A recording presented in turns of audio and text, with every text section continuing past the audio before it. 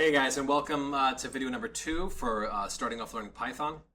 Now I have my system opening up here on where we left off yesterday because I want to show you how I maneuver through these files. So I'm going to open up file number 2. I'm going to close number 1 just out of a way, and I bring this out over here because this will have more space. I want you to be able to see what the hell we're doing also. But you'll notice if you're new to PyCharm, this is important. If I come here and if I hit play, look on my output. It's giving me the stuff we did yesterday. And I'm sitting here going, run the code. What the hell? And it's running it. But if you look, it's running, the interpreter is running on file ex1, and I'm in file ex2. So if I had already run the file, I could pick ex2 here, but a lot of times when you first open the file, it won't be there. So you can always right-click on the file and run ex2. Or again, whatever the name of your file is.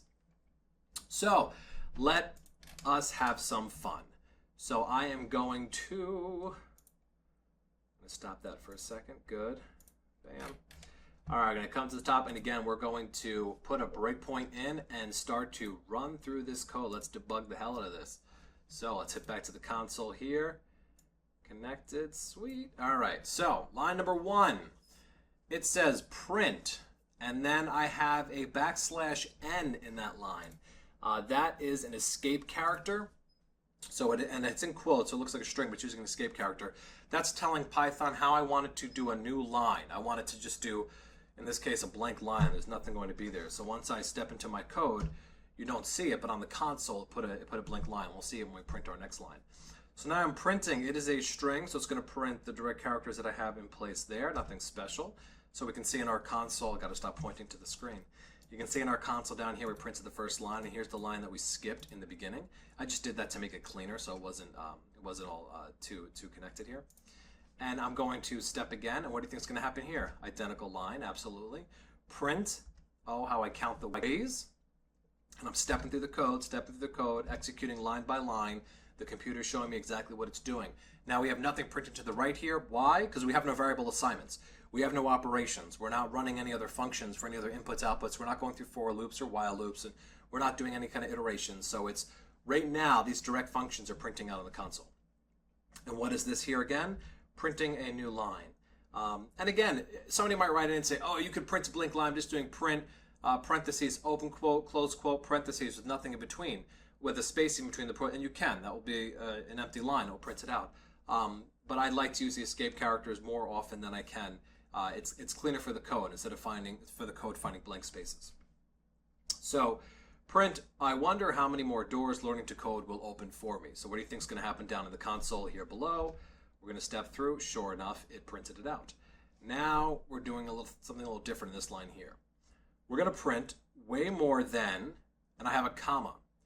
Because what I'm telling it is, and you'll notice my string is closed, open and then close. So it's going to print this. That's the first part of the print function. Comma means the next part of my print function, and I have a mathematical operation here. I have 120 times 2 divided by 10, so it's going to print out the result of that. And then I'm going to do a comma, and I'm doing open quote, a month, \n for a new line, close quotation. Now, if I put quotes in the front and behind this, what do you think would happen? And if your answer was that you think it would print 120 times 2 divided by 10, you're correct. We wouldn't get an answer. It would just print out that the direct numbers. So look what we have below. So way more than 24 a month. So it did the mathematical operation. And since I see this down here, this is a float. So there's integers, which are whole numbers, floats, which are decimals, and then strings that we've talked about as well. I'm using Python 3.5, and there's a reason why I'm using Python 3.5 as my interpreter, and it's simply because TensorFlow right now is only up to 3.5. So when we start to get into machine learning and artificial intelligence, we're going to be utilizing TensorFlow a lot. And right now it's on 3.5, so that's what we're on. We're not on 2.7 because all the modules that we need and libraries we need have already been updated for 3.5. So, and 3.5 is just going to keep going in that direction for the future, so why not start there and learn it? So if you were learning anything in 2.7, it's not very different in 3.5. You'll get along fine. But I say that because we wouldn't have gotten a float if this was in 2.7. But that's fine. And if we wanted an integer, if we had to have an integer and not have a float, there's an easy way to get around that as well. Next line, 10. Print. Open quotes, so I'm doing a string, double quotes, which means I want those quotes to actually print on the console. They say it takes, close the first quote, so that's that first part of the function is close, comma, open parentheses. Now you notice I have number of parentheses here and a number of mathematical operations, addition, multiplication, modulo, and addition. Now PEMDAS, or orders of operations, still holds in Python. So it's going to, when it sees an expression like this, or any mathematical expression or formula, it's going to first utilize parentheses, exponents, multiplication, division, addition, and then subtraction in that order. If you want to finagle that order, you need to control that by the parentheses. So that's exactly what I'm doing here. So when Python runs through this, it's going to see 95 plus 5, so we're going to get 100. 100 times 10, we're going to get 1,000. 1,000 modulo 2 means that if I divide by 2, do I have a remainder? So 1,000 divided by 2, I'm going to have a remainder of 500 plus 10,000.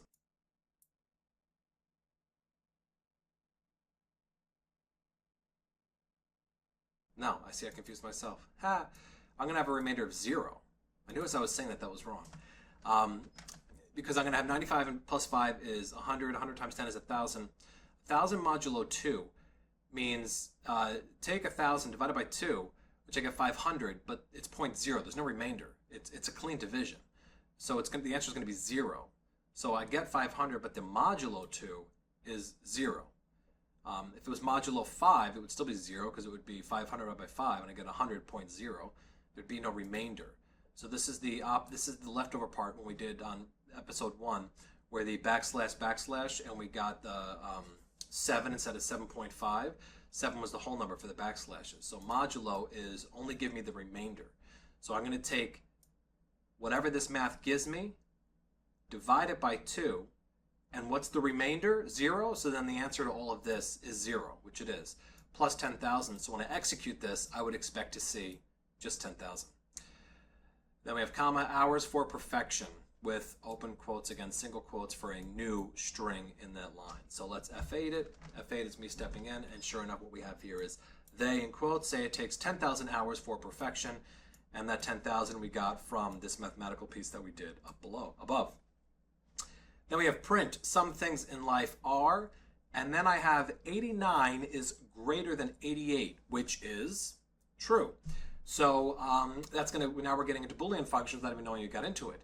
So the computer system, Python's actually going to print the word true with a capital T, because I made a mathematical statement, a logical statement, it's going to give me true. Comma, so now another part of the function, opening quotes, but much more is, and then I have 77 is less than 33, which is false. And then I'm putting in a new line here at the end. I'm telling it at the end of this line, I want to put in a new line. It's a nice way to visually break it. So down in the console, step into the code, and sure enough, some things in life are true, but much more is false. And again, we got those true and false. And the capital T and F are important because those are Boolean functions in terms of their output. And that's how we got that from the mathematical expressions above. We're going to use those in much greater depth later on, but I just want to, again, get your feet wet very early on. Now we're printing. Step into 12. Python is way, way, way more than a calculator. Now I could have even done this way, way, way differently. I could have done way times 3 in a different function and then imported that in with the variable and gotten way times 3 times. More than a calculator, new line, and you can see we had a new line before, and I'm going to have a new line again. How hot is your CPU in Celsius? So this line we just executed. Now you may notice, what the hell, there's nothing to the right here, but we printed down below this string. But what you don't see yet is Python is stuck. It's waiting for me. It's waiting for me to give it an input, and for that input, it wants it as a float. So again, the float numbers, integers for whole numbers, floats or decimals. This is something that's the input. I have to actually type it in my console. So let's say I say 53.1 degrees, and I'm going to hit enter. And go back up to that line. Now look what it did with our debugger. It created the variable x, and within that x, it put in 53.1. It threw it into place. So now variable x has an assignment 53.1, and that was based on the input that we put in. We had user input. And then I'm going to run the next part. We're going to step in, print, damn, that is hot, new line. Now I have a mathematical formula. I have y equals, excuse me, x times 1.8000 plus 32. This is a conversion from Celsius to Fahrenheit. So the way that we're using this is that x, this is Celsius, and it's referring to the input I put in. So it's going to actually do the math when I hit step into the code, and you'll see it did the math. 127.58, it's degrees Fahrenheit. Nothing printed out down here because we didn't give any kind of function or output to the console. Print, if you need that in Fahrenheit, it is semicolon, I have a space, I'm sorry, colon, I have a space, and then a comma, y. So because I wanted a space, I'm going to execute through it so you can see it below. If you need that Fahrenheit, it is space, and then it put in the output, which was y, of that mathematical formula that we did. And then we have here at the very end here, I'm sorry, we have one above. I'm just going to print through that, run through the code. It should have a cooler, right? And then I have comma, we got a false y. 3 plus 9 is 12. 12 is equal to 11? No, they're different. Now I want you to notice here it does not say equal to, because if I did that, I get an error because I'm trying to create input equatable to input, and it would have been different if I said like x equals 11. That would have been an assignment. I would have been assigning 11, what's on the right of the equation, to what's on the left side. But I'm not. By doing equals equals, you're saying, is 12 the same as 11? No. So I'm getting a false down here below. And then we'll just step into the last line of code, and it says true. And how did we get true? I didn't type the word true again. And we don't start off with quotes. Why? Because it's a mathematical operation.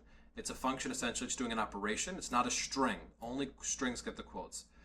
So it says 3 plus 9 is 12. 12 is greater than 21 minus 20. Well, that's 12. That is 1. So is 12 greater than 1? True. Comma, you can choose not to cool, but that ain't cool. And so that is how we ran through that code, even getting a little fun up here, as we'll do when we get to graphical user interfaces and so forth. Kind of an old school, early DOS version of graphics, if you will, for some games. So I remember, was it King's Quest? Loved that game growing up as a kid. That was fun on my IBM PC Junior. So take the code, copy it, write it, break it, play with the mathematical operations. If you don't know what modulus is, look it up and it will make more sense to you, because it becomes important when we're even trying to do different create functions for searching for even portions or odd portions. Because a lot of machine learning and a lot of artificial intelligence is how to search the data and how to extract out what we want and then how to process that data.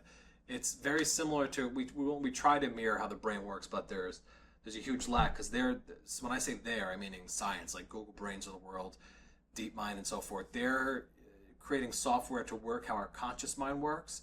But the problem is our unconscious, which is more than 90% of what's going on in our head, is the real powerhouse. And until they learn how to create the computers to operate as an unconscious, we're not going to get to that general artificial intelligence. Once we get there, it's a whole different ballgame. So good luck, have fun, comments below.